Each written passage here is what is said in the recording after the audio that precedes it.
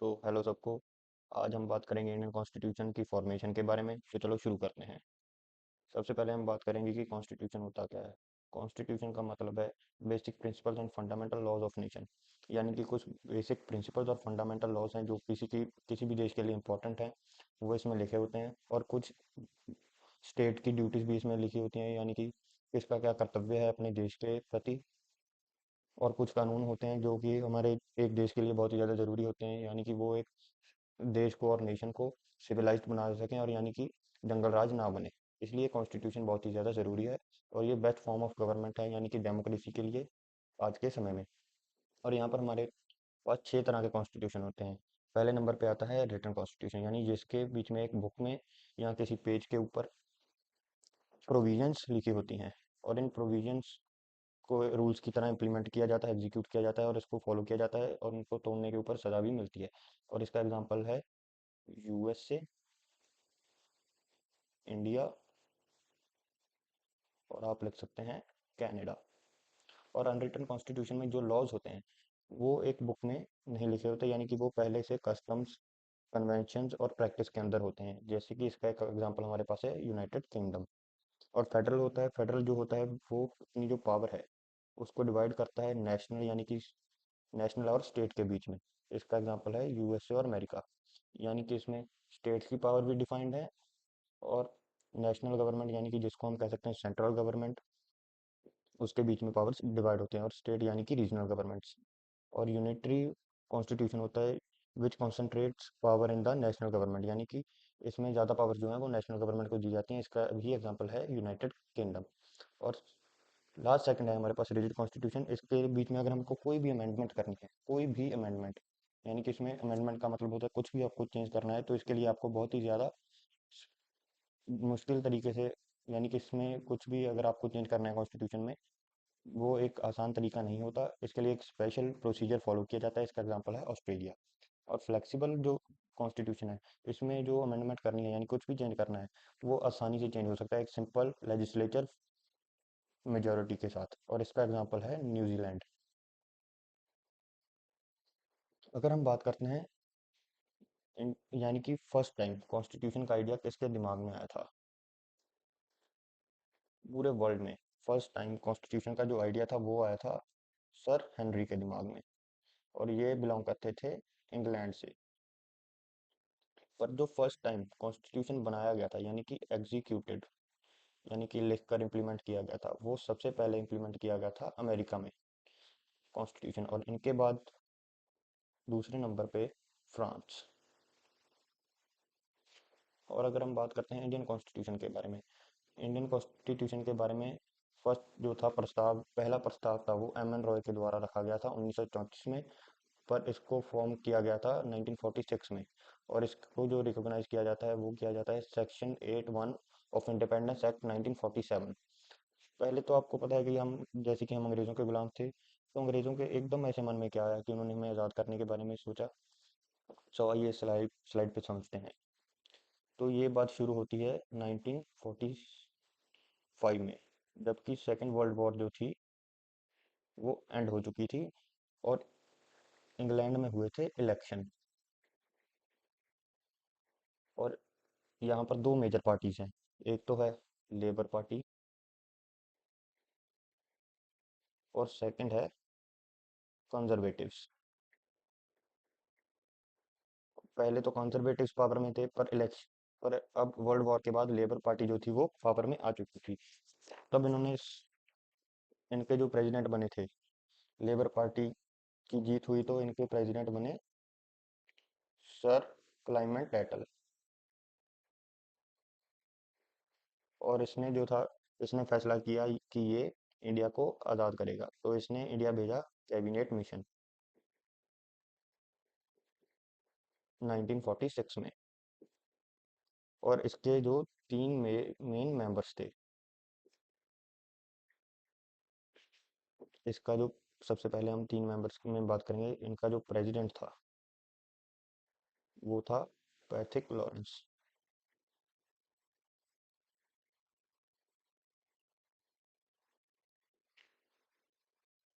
और इसके साथ दो जो आदमी थे और थे, एक था जिसका नाम आपको पता ही होगा, स्टैफर्ड क्रिप्स, जो कि इंडिया में पहले क्रिप्स मिशन लेके आया था, जो कि रिजेक्ट कर दी गई थी इंडियंस के द्वारा।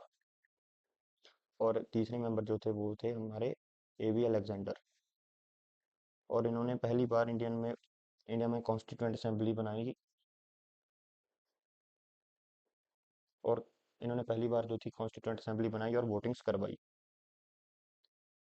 और जो फर्स्ट कॉन्स्टिट्यूंट असेंबली थी, इसमें इन्होंने कहा, कॉन्स्टिट्यूंट असेंबली में टोटल थी 389 सीट्स।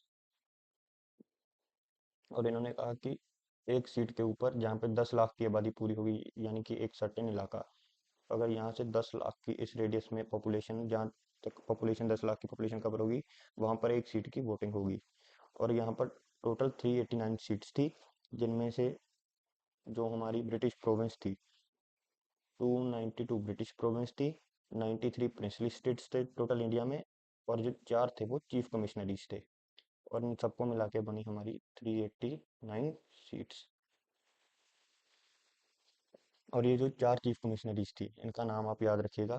इनमें से फर्स्ट थी दिल्ली, सेकंड थी अजमेर, यानी कि ब्रैकेट में आप लिख लीजिए मारवाड़, और थर्ड थी बलूचिस्तान, ये इस समय पाकिस्तान में है, और फोर्थ है कूर्ग, ये आप में से कम लोग, बहुत कम लोगों को पता होगा, यानी कि कर्नाटका। और यहाँ पर वोटिंग हुई और वोटिंग का रिजल्ट आया।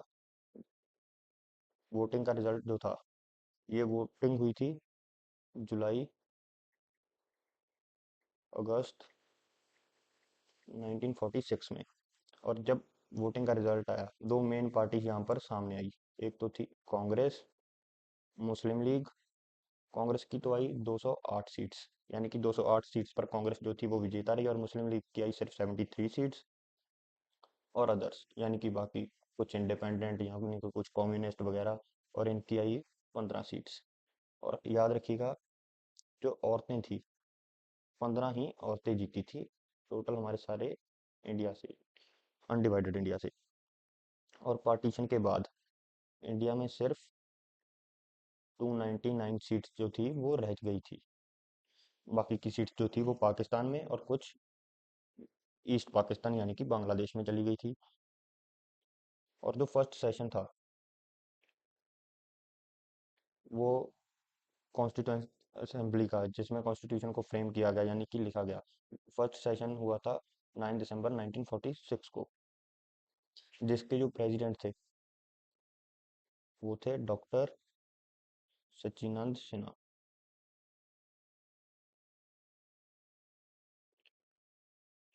और याद रखिएगा, ये एक टेम्परेरी प्रेसिडेंट बनाए गए थे, ये परमानेंट प्रेसिडेंट नहीं थे। इसके परमानेंट प्रेसिडेंट जो थे वो सेकंड सेशन में चूज कर लिए गए थे, जो कि सिर्फ यहाँ से हुआ था 2 दिन बाद। और परमानेंट प्रेसिडेंट का नाम था राजेंद्र नाथ प्रसाद। और इसका लास्ट सेशन जो हुआ था वो 24 जनवरी 1946 को हुआ था, यानी कि कॉन्स्टिट्यूशन 24 जनवरी 1950 को बनकर तैयार हो गया था, और 26 जनवरी को लोगों के सामने पेश किया गया था, जिसको आज की हम रिपब्लिक डे की तरह सेलिब्रेट करते हैं। और टोटल जो थे, यानी कि 9 दिसंबर 1946 से 24 जनवरी 1950 तक हमें कॉन्स्टिट्यूशन बनाने को लगे थे 2 साल, 11 महीने और 18 दिन।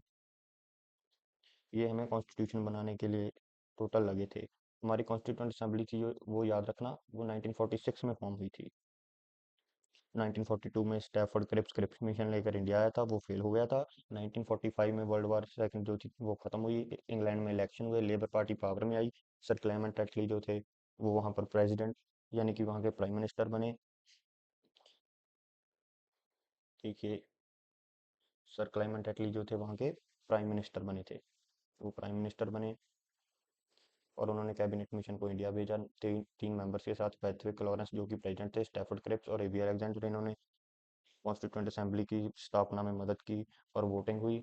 और वोटिंग का जो नतीजा था वो मैं आपको बता चुका हूँ, कांग्रेस जो थी मेजोरिटी में आई। और पार्टीशन के बाद 299 सीट्स थी जो वो इंडिया में रही।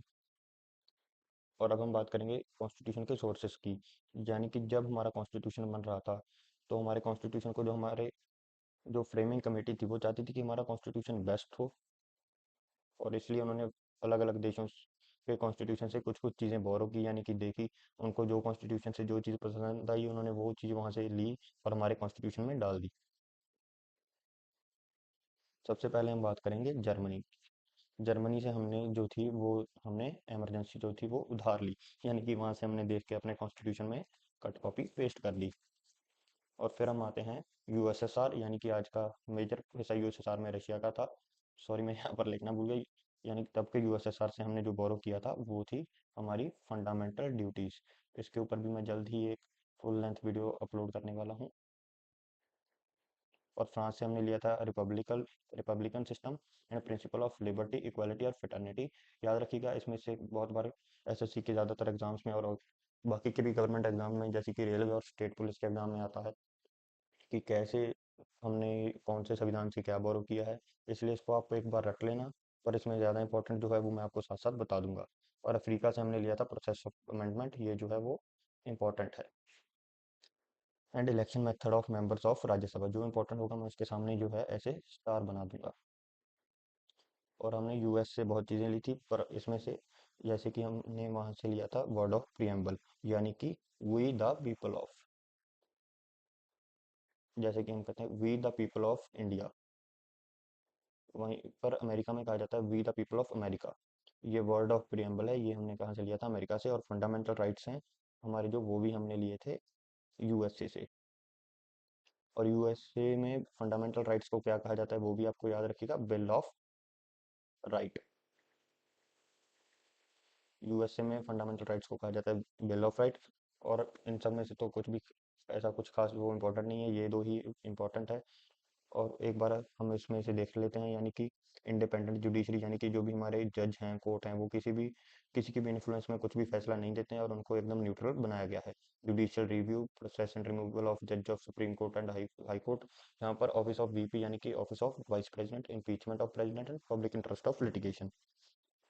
और जैसे कि आपको पता ही है कि हम अंग्रेजों के गुलाम थे, तो उनका कुछ इन्फ्लुएंस यानी कि प्रभाव भी हमारे कॉन्स्टिट्यूशन में और हमारी आज की सरकार में हमारे लोगों में दिखता है।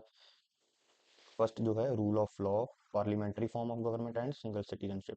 सिंगल सिटीजनशिप में हम आगे भी बात करेंगे अलग वीडियो में, पर मैं आपको बताना चाहता हूँ कि अगर जैसे कि मैं हूँ, मैं इंडिया का सिटीजन हूँ और मैं वॉलंटरली किसी भी देश में जाता हूँ, जैसे कि मैं अमेरिका गया और वहाँ की मैंने सिटीजनशिप ले ली उनकी रिक्वायरमेंट्स कंप्लीट करके, तो मेरी इंडिया की जो मेरी सिटीजनशिप है वो ऑटोमेटिकली एलिमिनेट कर दी जाएगी, यानी कि मैं इंडिया का सिटीजन रह ही रहूंगा। हम सिर्फ सिंगल सिटीजन यानी कि एक देश के नागरिक ही बनकर रह सकते हैं। और जैसे कि अमेरिका में है, हम दो देशों के नागरिक बन के रह सकते हैं। जैसे कि आपने देखा था पीछे ही एक आदमी जो था, शायद वो अमेरिकन ही है, एंड्रयू टेट, जो कि बहुत ही ज़्यादा फेमस हुआ था।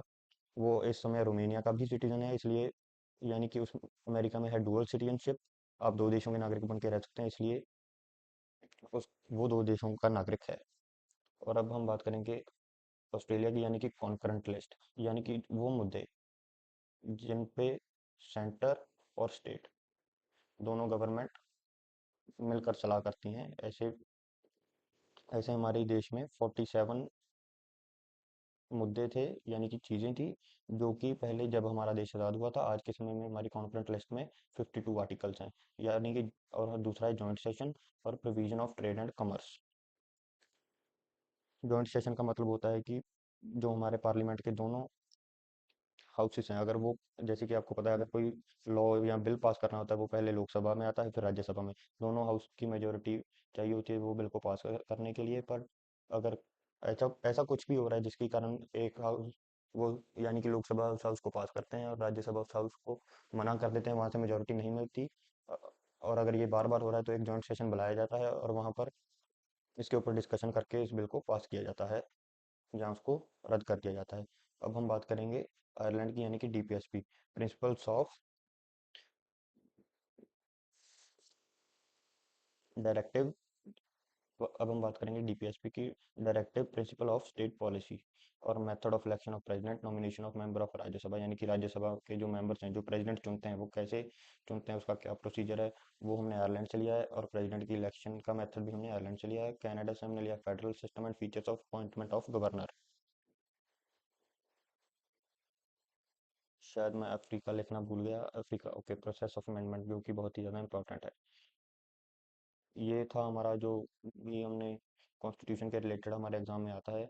और पॉलिटी का मैं सभी सारा सिलेबस कवर करूंगा, प्रेसिडेंट, हमारे सभी आर्टिकल्स, इंपॉर्टेंट अमेंडमेंट्स, सभी सो जुड़े रहें हमारे चैनल के साथ। धन्यवाद।